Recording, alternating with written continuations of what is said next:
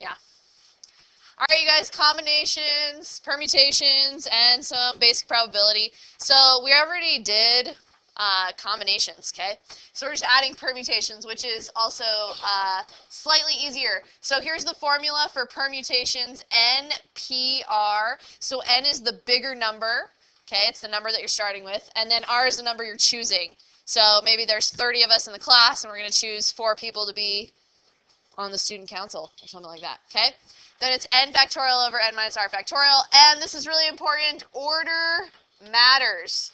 ABC is a different arrangement than BCA. So we actually have a whole bunch more answers when you're doing a permutation because order matters. So if I'm going to pick 4 people, it matters. When a position is involved, that's when it matters. So if I'm just picking 5 people to play on the basketball team, and you're not going to assign positions, order doesn't matter. But if I'm going to say you're going to play point guard and you're going to play whatever else, then it matters. Okay. So this is a combination. We already talked about this one. Order does not matter. So this is when you just pick your team and you throw them out there, and it doesn't matter what position they are. Okay. So, in how many ways can 4 student council positions be chosen from the senior class of 12 students? And let's read number 2 as well.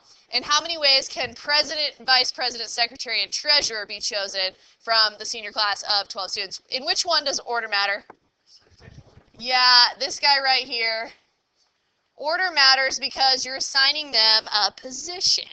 So the top one order doesn't matter, so it's just a combination. In this one, order matters, so it is, a permutation. All right, so which one has more answers, you guys? The one where order matters. There should be a lot more answers when order matters because you're switching it up. That counts as a whole nother set of solutions, okay? So in the top here, I have 12 factorial over 12 minus 4 factorial times 4 factorial. And we can write out 12 times 11 times 10 times 9, and I would stop right here at 8 factorial because I can cancel it with this 8 factorial. And then I would write out the 4 times 3 times 2 times 1. So this guy is 8 factorial, and let's just cancel those out. Then you can cross-cancel some stuff. If this was a no calculator one, I don't imagine they will all be like super hard like this one because we get 495. But sometimes you should be able to cross-cancel and get a nice answer, all right? And now I've got a permutation. So this one's going to be 12 factorial over just 12 minus 4 factorial. So if you have the C, you've got the extra exclamation point on the bottom. If you have the P, it's less work. So this one's going to be 12 times 11 times 10 times 9. I'm going to go ahead and write my 8 factorial, but don't write it all out because in the bottom this is 8 factorial, which just cancels out. So I get 12 times 11 times 10 times 9, which is 11,880. In other words, I have 4 positions available, and I have 12 students. How many people could be president? 12.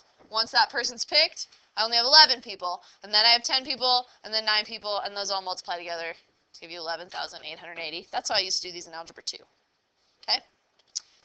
All right. Determine the probability of drawing a marble that is either red or blue. Red or blue. So there's a formula called the general addition rule that you do in AP Statistics that I just want to show you. Yay, AP Stats. So you guys, this symbol right here means union, which means or. And whenever you have or, it means that you add your probabilities together, all right? And the formula for this is the probability of the reds plus the probability of the blues. And then you have to subtract if you counted anybody twice. Red and blue. So we switch this around right here. This guy means and it means it's happening at the same time. happens together. Do we have any marbles in this problem that are both red and blue? No, we do not. So that part right there is 0. So you don't even really have to worry about it in this problem, okay? But I'll show you one where you do have to subtract the overlap because you double counted. But in this one, you didn't double count because you just have, they're either red or they're blue. So if I've got, how many marbles up here do we have? 13, good. There's 13, and how many of them are red? Good, so this probability is 3 out of 13. And then I've got how many that are blue? 4 out of 13. And I have no overlap, so I'll put a 0 there. You wouldn't need to show that step, but just so you know. And that gives me 7 out of 13 that are either red or blue. Okay, that's all that means. How many red or blues do I have? Could I have just counted up the red or blues and put it out of 13? Yeah. Okay. All right. Determine the probability of drawing a marble that is red and blue. Red and blue at the same time. That would be impossible. 0. We don't have that. This is that part where it's talking about the overlap. All right, let's do this guy. So now, if you look at this Venn diagram, are there boys who are also red-headed? Yes, there are. There are 2 in our particular case. So that means we have people who are both when we do our general addition rule. So determine the probability of us selecting a person who is red-headed or a boy. So they wrote down the formula for us. Probability of red-headed or boy equals probability of red-headed plus probability of boy minus, what does this mean when we have this and right here? Both happens at the same time because you're double counting, so you have to subtract who you double counted. So first we count up all the people who have red hair. That is inside of this circle, 4. Out of how many total dots are in this picture? 13. Good. So I'm going to do 4 out of 13. Plus, now I count up everyone that is a boy in this picture, which is this circle right here. Count up all those dots. How many is that? Good. So I'm going to add 7 out of 13.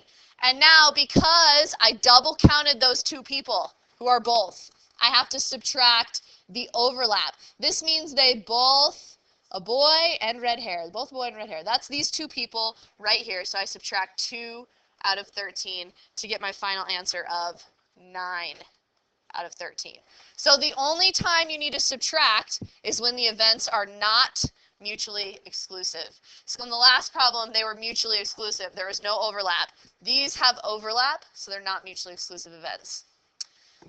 Same with a deck of cards. A lot of times you're going to have overlap when they're talking about a deck of cards. So a card is drawn from a deck. Determine the probability of choosing an ace or a black card. So start out by writing the formula. All right, I want the probability of drawing an ace, or is the union symbol, a black card. And know what your A and B stands for. All right, so that would be the probability of drawing an ace plus the probability of drawing a black card minus the overlap, being an ace and a black card at the same time. Notice I switched this symbol around.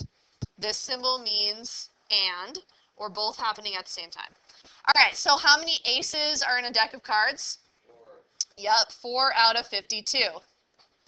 How many cards are black in the deck of cards? 6. I agree with you. 26. And now we subtract the overlap. How many aces are black? 2. Yeah, 2. So I got to subtract 2 out of 52. That gives me 28 out of 52, which does reduce to 7/13.